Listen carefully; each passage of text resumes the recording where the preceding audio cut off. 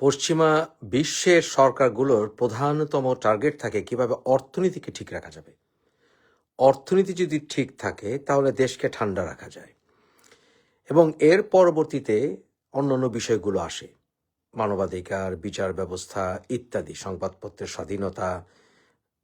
কিন্তু প্রথম কথা হচ্ছে অর্থনীতি। তাই সাধারণত যেমন ধরুন ব্রিটেনে যেই মিনিস্টার অর্থনীতির দায়িত্বে থাকে সাধারণত ওনাকে ধরে নেওয়া হয় যে second most powerful man after the prime minister. পুরো পশ্চিমেই এই পলিসি, অর্থনীতি হচ্ছে নাম্বার ওয়ান। বর্তমানে ইরানে যে জিনিসটা ঘটছে তা হচ্ছে অর্থনৈতিক বিপর্যয়। এই অর্থনৈতিক বিপর্যয় আসন্নই ছিল কারণ ইরান বিভিন্ন রকমের ব্লকেডে ছিল।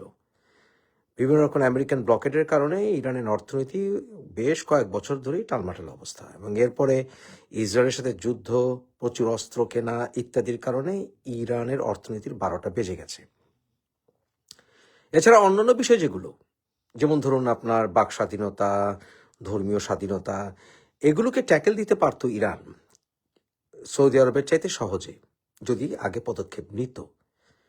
ইরানে কিন্তু সৌদি আরব থেকেও মেয়েরা অনেক আগে থেকে লিবারাল। লিবারাল কোন অর্থে? চাকরি বাকরি, পড়াশোনা, ওই সকল অর্থে। ইরানে মেয়েরা কিন্তু ছেলেদের থেকেও গড়পড়তা এডুকেটেড বেশি। সেখানে কিন্তু মেয়েদের কাজকর্মের ক্ষেত্রে কোনো রকম তেমন বাধা নেই, এবং সেখানকার ইরানিয়ান মেয়েরা কিন্তু সবাই বোরখা পরে ঘুরে না। এটা কিন্তু একটা কমন মিসআন্ডারস্ট্যান্ডিং। ওরা একটা জাস্ট একটা চাদরের মতো বা একটা ওড়নার মতো দিয়ে রাখে, চুল টুল সব দেখাই যায়। তাই ইরান ওই বিষয়ে সৌদি আরব থেকে অনেক আগে থেকে একটু লিবারাল। তারপরেও ইরানে কিন্তু মোল্লারা চেপে বসে আছে। মেইন বিষয় হচ্ছে মোল্লাতন্ত্র। ওখানে সৌদি আরবের সাথে মূল পার্থক্য হচ্ছে সৌদি আরবে সেখানে অর্থনীতিটা ঠিক রেখেছে, এবং সেখানকার সৌদ পরিবারের শাসকরা পুরো দেশটাকে ধনী রেখেছে। বিভিন্নভাবে প্র্যাগমেটিক স্টেপ নিচ্ছে, কর্মসংস্থানের ব্যবস্থা করছে, মডার্ন ওয়েতে এগুচ্ছে, আর্টিফিশিয়াল ইন্টেলিজেন্সের সহায়তায় আমেরিকার সাথে ব্যালেন্স করে, রাশিয়া এবং চায়নার সাথে ব্যালেন্স করে তারা ভালো সাকসেসফুল, যেটা ইরান পারেনি।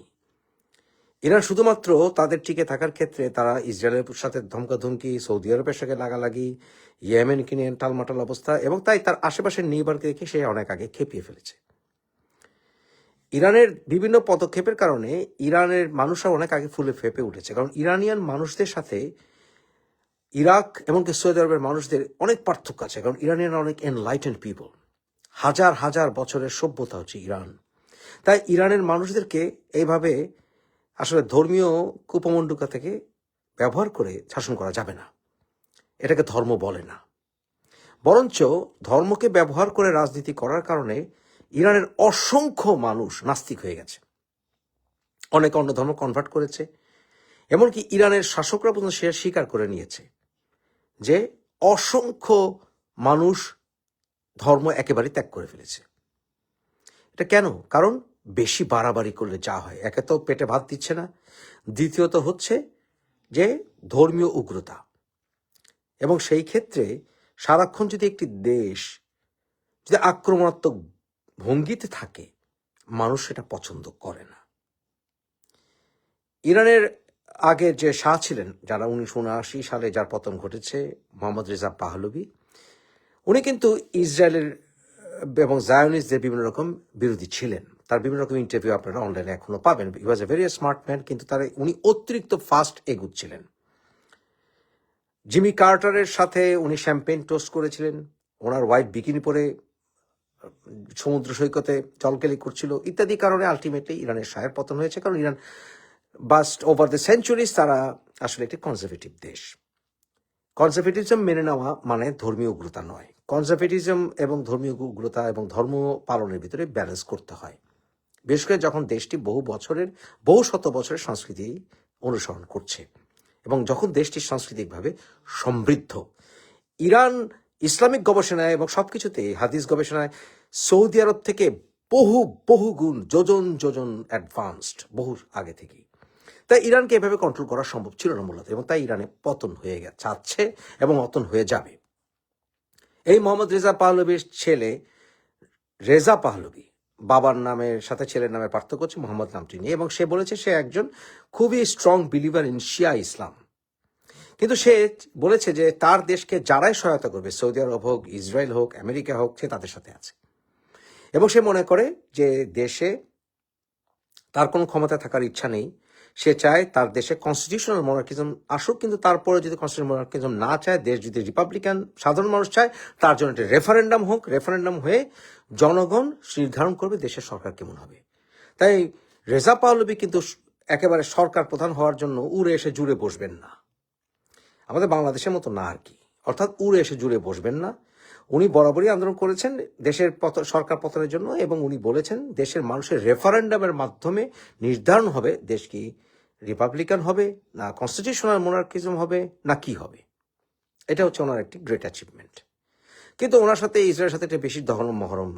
আসলে যেহেতু দেশকে বাঁচাতে হবে, তাই অনেক সময় you have to kiss the snake's head, ব্যাপারটা অনেকটা বোধ এরকমই। আমাদের বাংলাদেশের বাঙালি কালচার কিন্তু অনেক সমৃদ্ধ। আমাদের বাংলাদেশের সাথে সৌদি আরব বা অন্যান্য দেশের মধ্যে পার্থক্য হচ্ছে আমরা কিন্তু ওইসব দেশ থেকে কালচারালি সংস্কৃতিগতভাবে অনেক অ্যাডভান্সড। আমাদের বাঙালি ইতিহাস, বাংলা সংস্কৃতির ইতিহাস, বাংলা সাহিত্য এই পাকিস্তানিদের থেকে অনেক অ্যাডভান্সড, অনেক অ্যাডভান্সড। তাই আমাদের সংস্কৃতিকে, আমাদের বাঙালিত্বকে হত্যা করে যারা তুরস্ক এবং সৌদিকে এবং অন্যান্য দেশকে, তুরস্ক বিশেষ করে তুরস্ক এবং পাকিস্তানের সাথে বহুদিন যোজন বন্ধুত্ব করে তারা এখন বাংলাদেশের সাহিত্য সংস্কৃতিকে হত্যা করে মোল্লাতন্ত্র কায়েম করার অভিলাষ রাখে, তাদের এ থেকে শিক্ষা নেওয়া উচিত। কারণ আমাদের বাঙালিদেরকে মোল্লাতন্ত্রের শাসন করা যাবে না। কারণ মোল্লাতন্ত্রের শাসনের সবচেয়ে বড় ভয়ঙ্কর বিষয়টি হচ্ছে এটা মানুষকে সাফোকেটেড করে ফেলে, ন্যারো মাইন্ডেডনেস শেখায়। ধর্ম আমাদেরকে ন্যারো মাইন্ডেডনেস আসলে সুযোগ দেয় না। যুগে যুগে ইসলামের ইতিহাসেও বিভিন্ন স্কলার এসছেন, তাফসির কারকরা এসছেন, তারা এসে বিভিন্নভাবে ইজমা, কিয়াস এবং অনেক পন্থার মাধ্যমে ইসলামকে, ইসলামিক লকে, ইসলামিক লিবারালিজমকে যুগোপযোগী রেখেছেন, যা কিনা ওয়াহাবিস্টরা বা সালাফিস্টরা তারা ধ্বংস করতে চাচ্ছে। কারণ তারা এখন সৌদি আরবের লাথি খেয়েছে এ সকল মোল্লারা। তাই আপনাদেরকে এবং মোল্লাদেরকে শিক্ষা নেওয়া উচিত। ইরানে যা ঘটছে তা বাংলাদেশেও ঘটবে যদি মোল্লারা শাসনে যায়। আমাদের বাংলাদেশ এবং বাংলাদেশের মানুষ বহু ধর্মের মানুষের সাথে একসাথে বসবাস করে শত শত বছর আমরা বেঁচে আছি। আমাদের ঘনিষ্ঠ বন্ধুদের ভিতরে হিন্দু আছে, মুসলিম আছে, খ্রিস্টান আছে, নাস্তিকও আছে। যার যার ধর্মীয় বিষয় নিজের ব্যক্তিগত, রাষ্ট্র এর উপরে কোনো প্রভাব ফেলবে না। রাষ্ট্র যদি ধর্মনিরপেক্ষ হয়, এর অর্থ এই নয় যে রাষ্ট্রের নাস্তিকতা কায়েম হবে। ধর্মনিরপেক্ষতার মানে ধর্মহীনতা নয়। জামাতের দেল হোসেন সাইদি সহ যে সকল মোল্লারা মনে করে ধর্মীয় নিরপেক্ষতা বা সেকুলারিজম মানে ধর্মহীনতা, তারা আসলে বাস্তব অর্থে কোনো বিষয়ে পড়াশোনাই করে না। ওই কিছু হাদিসের পাতা এবং বিশেষ করে কিছু ইসলামিক স্কলারিজমের পাতা উল্টে তারা মনে করে জগৎ সম্বন্ধে তারা জানে। বাংলাদেশ যদি মোল্লাদের হাতে চলে যায় তাহলে বিশ্ব থেকে বাংলাদেশ বিচ্ছিন্ন হয়ে পড়বে, অর্থনীতি 12টা বাজবে। বিশেষ করে যখন গার্মেন্টস ইন্ডাস্ট্রিগুলো বন্ধ হয়ে যাচ্ছে এবং যখন চায়নায় এমন সব গার্মেন্টস ইন্ডাস্ট্রি এস্টাবলিশ হচ্ছে যেখানে একজন মানুষও কাজ করে না, টোটালি আর্টিফিশিয়াল ইন্টেলিজেন্স, যেখানে আগামী কয়েক বছরের ভিতরে 40 লক্ষ মানুষ গার্মেন্টস ইন্ডাস্ট্রিতে বেকার হয়ে যাবে। যখন বাংলাদেশের অর্থনীতি 12টা বেজে গেছে, যখন কিনা এমনকি আমেরিকার থেকে ইউরোপিয়ান ইউনিয়ন পর্যন্ত বিচ্ছিন্ন হওয়ার উপক্রম, তখন আমাদেরকে প্র্যাগমেটিক হতে হবে। কোনো রকম ধর্মীয় শাসন যদি আসে বা মোল্লাতন্ত্রের শাসন যদি আসে, তাহলে সবচেয়ে প্রথম ক্ষতিগ্রস্ত হবে ইসলামিক মানুষরা, যারা লিবারাল মুসলিম, যারা রিয়াল মুসলিম, তারা সবচেয়ে বড় ক্ষতিগ্রস্ত হবে। কারণ কি? কারণ দেশ টুকরো টুকরো হয়ে যাবে মানসিকভাবে, এবং মানুষ ধর্মের এই বাড়াবাড়ি দেখে অনেকে ধর্ম ত্যাগ করবে। সেটা আমরা নিশ্চয়ই কেউ চাই না। তাই ইরানের এই সরকারের পতন অবিসম্ভাবী। ইরানের এই মোল্লাতন্ত্রের শাসন আমি কখনো সমর্থন করি নাই, করবও না।